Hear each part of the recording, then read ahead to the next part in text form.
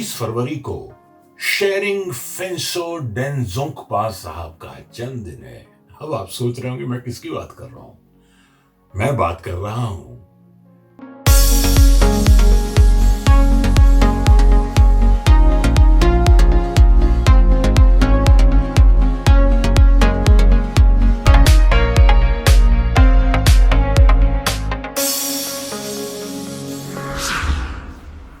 नमस्कार, सत श्री अकाल, आदाब। बॉलीवुड डायरीज के इस दूसरे एपिसोड में मैं प्रभाकर आप सभी का खुले दिल से स्वागत करता हूं। आज 25 फरवरी को शेरिंग फेंसो डेनजोंगपा साहब का जन्मदिन है। अब आप सोच रहे होंगे मैं किसकी बात कर रहा हूं। मैं बात कर रहा हूं डैनी डेनजोंगपा साहब की। जी हां, भारतीय सिनेमा के इतिहास में उनका योगदान बहुत ज्यादा है।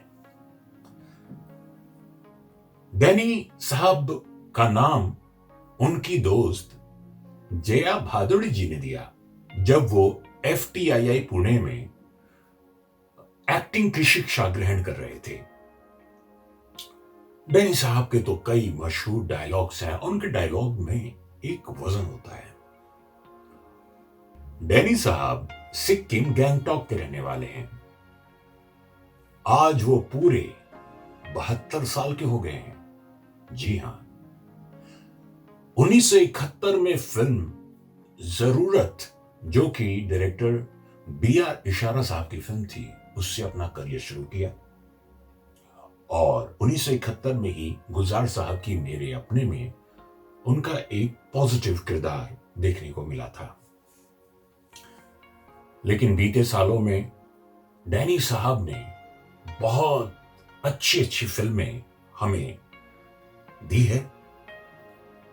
अब उनकी फिल्म जैसे अग्निपथ, जिसमें उनका रोल कांचा चीना का था, उनका कुछ बोलने का अंदाज और उनके मतलब एक ऐसे गैंगस्टर का रोल था जो कि कांचा यानी शायद नेपाली रहा हो, और उस फिल्म में उनका अंदाज बहुत ही स्टाइलिश विलन का था। कुछ उस फिल्म के डायलॉग्स थे। डैनी साहब जब बोलते हैं अपने डायलॉग्स तो काफी उनकी ग्रेनी यानी कि बेसफुल वॉइस आती है। उस फिल्म का एक डायलॉग, अपना उसूल कहता है कि जब दुश्मन की उम्र लंबी हो तो उससे दोस्ती कर लो, अपनी उम्र लंबी हो जाती है। बहुत जल्द ऊपर जाना चाहते हो। डरता हूं मैं ऐसे लोगों से जिनमें तरक्की की भूख कुछ ज्यादा होती है। डैनी साहब की हर डायलॉग्स बहुत ही उम्दा किस्म के हैं।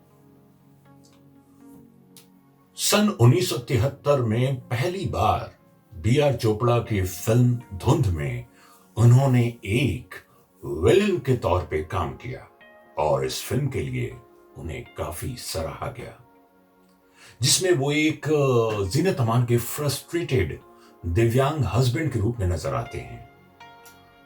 उन्होंने सेकंड लीड के रूप में कई फिल्में की, जैसे कि चोर मचाए शोर, 36 घंटे, फकीरा, संग्राम, काली चरण, काला सोना और देवता। देवता के बाद उनको काफी लंबे लंबे रोल्स वाले कैरेक्टर्स मिलने लगे। 1980 में उनका एक बयान भी आया कि मैं सोचता हूं क्यों ना फिल्में छोड़ दूं। शायद उनके अंदर का डायरेक्टर जागने लगा था और 1980 में ही उन्होंने फिल्म फिर वही रात बनाई राजेश खन्ना के साथ, जो काफी चली। बुलंदी और हमसे बढ़कर कौन, जो 1981 में आई फिल्में थीं, उसके लिए उन्हें काफी सराहा गया। एक फिल्म आई अभी तो जी लें, जिसकी असफलता ने उन्हें थोड़ा सा झकझोर कर रख दिया और उसमें एक गाना भी था, तू लाली है सवेरे वाली। तब डैनी साहब सपोर्टिंग रोल्स में आने लगे और ये रोल्स उनके अपनी उम्र से काफी बड़ी उम्र वाले रोल्स होते थे। 1981 में डैनी साहब की दो और फिल्में आई, हमसे बढ़कर कौन और बुलंदी, जिन्होंने सफलता के झंडे गाड़े। डैनी साहब एक अच्छे सिंगर भी हैं। आइए अब डैनी साहब की कुछ डायलॉग्स जो मशहूर हैं उसकी मैं कोशिश करूंगा कि नकल करूं, क्योंकि जाती तौर पे मुझे वो डायलॉग्स बहुत पसंद हैं। जैसे अग्निपथ के कांचा चीना का डायलॉग, अपना उसूल कहता है अगर फायदा हो तो झूठ को सच मान लो, दुश्मन को दोस्त बना लो। या फिर लक का डायलॉग, इंसान और लक का कोई भरोसा नहीं। डैनी साहब के बोलने का अंदाज, उनकी डायलॉग डिलीवरी बहुत ही पसंद की जाती है, क्योंकि उनका तलफ्फुज, उनका डिक्शन काफी परफेक्ट है, खासकर उर्दू लफ्जों का। गैम्बलिंग में भरोसा नहीं, लक चलता है।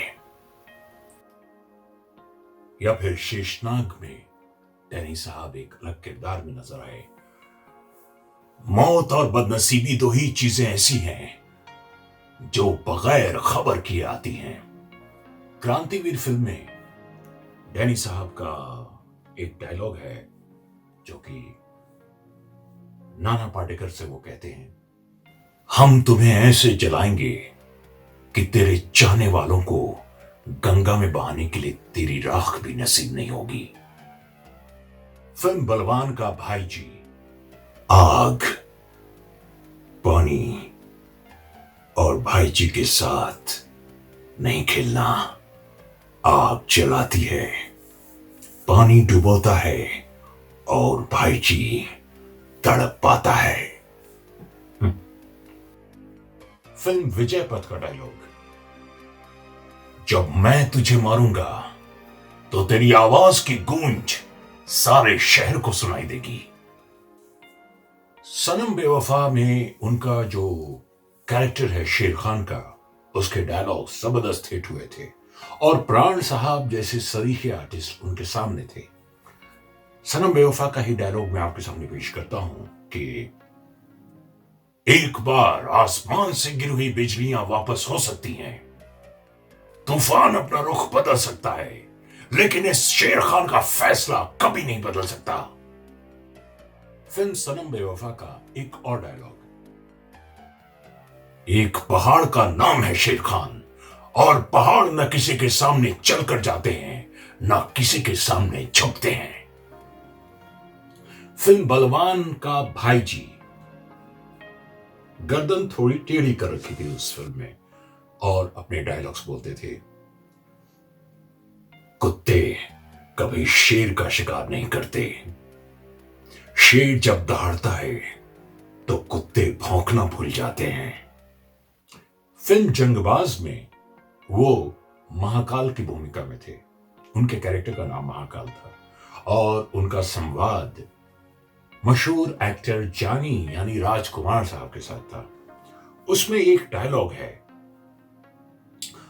वो धमकी देते हैं कि मेरा नाम है महाकाल, काली का पुजारी हूं मैं, लिबास भी काला, धंधा भी काला और दुश्मनों को जो कफन पहनाता हूं वो भी काला। अमिताभ बच्चन साहब के साथ उन्होंने 2-3 फिल्में की, जिसमें कि हम खुदा गवाह। 1990 के दशक में डैनी साहब ने अमिताभ बच्चन के साथ काम करना शुरू किया, जो उनकी दिली ख्वाहिश थी, जो पहले पूरी नहीं हो पाई थी। 90 में आई फिल्म अग्निपथ का वो डायलॉग, जिसमें कांचा चीना का उनका किरदार अमिताभ से संवाद करता है और कहता है कि डरता हूं मैं ऐसे लोगों से जिनमें तरक्की की भूख ज्यादा होती है, बहुत जल्द ऊपर जाना चाहते हो। मैं दाएं हाथ से काम करता हूं और बाएं हाथ को पता भी नहीं चलता। विजय दीनानाथ चौहान, अपने खानदान से मिलने का बड़ा शौक था ना तुझे। ये देख, ये तेरी मां, बचा सकता है तो बचा ले। ये डैनी का अंदाज अग्निपथ में देखने को मिला। फिल्म हम में उनके संवाद काफी लोकप्रिय रहे। जब दीपक शिर्के यानी कि अमिताभ बच्चन के पिताजी बख्तावर के सामने होते हैं और बख्तावर बोलता है कि डैनी साहब की गद्दार है तेरा बेटा, और यहां गद्दारों की सजा सिर्फ मौत है। डैनी साहब की फिल्में अपने आप में अविस्मरणीय हैं। उनके डायलॉग्स इतने सारे हैं जिस पर मैं एक दो सीरीज और करूंगा। खुदा गवाह में डैनी अमिताभ बच्चन के साथ फिर नजर आए खुदा बख्श के किरदार में। अमिताभ बच्चन उनसे बेनजीर को हासिल करने का रास्ता पूछते हैं और डैनी के साथ उनका संवाद है। डैनी अपने अंदाज में कहते हैं कि बेनजीर को हासिल करने का सिर्फ एक ही रास्ता है, वो है मौत। तो ये थे डैनी साहब। आज जन्मदिन पर डैनी साहब को मेरी तरफ से ढेर सारी शुभकामनाएं, और हां, दर्शकों की तरफ से भी उनको ढेर सारी शुभकामनाएं। भगवान उनको खुश रखे, लंबी उम्र दे। और आज के लिए बस इतना ही। लेकिन एक बात चलने से पहले मैं कहना चाहूंगा कि जो हमारा वीडियो अभी जिन्होंने देखना शुरू किया है वो लाइक, शेयर और सब्सक्राइब जरूर करें, बेल आइकन जरूर दबाएं ताकि हमारे आने वाले वीडियोस आपको मिलते रहें बॉलीवुड डायरीज बाय प्रभाकर में। और भगवान आप सभी लोगों को खुश रखें, आनंदित रखें, यही दुआएं मेरी आप लोगों के साथ हैं। तब तक के लिए मुझे इजाजत दीजिए, फिर मिलेंगे। तब तक के लिए नमस्कार, बाय बाय।